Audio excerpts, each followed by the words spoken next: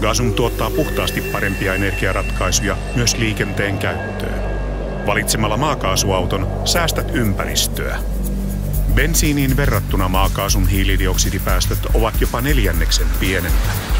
Eikä maakaasusta synny lainkaan hiukkaspäästöjä, jotka huonontavat hengittämääsi ilmaa. Laita tankkauskortti automaatin kortin lukijaan ja syötä tunnusluku. Valitse tankkauspistoolin numero. Ota tankkauspistooli ja käännä lukituskahva oikealle. Työnnä kevyesti pistooli auton liittimeen. Käännä lukituskahva puolikierrosta vasemmalle. Paina käynnistysnappia ja odota, että tankkaus käynnistyy. Maakaasu on edullinen polttoaine, se maksaa noin puolet bensiinin hinnasta. Tankkaus päättyy automaattisesti tankin tullessa täyteen.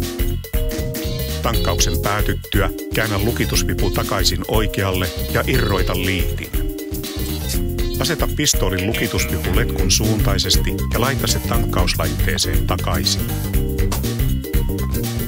Maakaasua saa jo usealta paikkakunnalta eteläisessä Suomessa.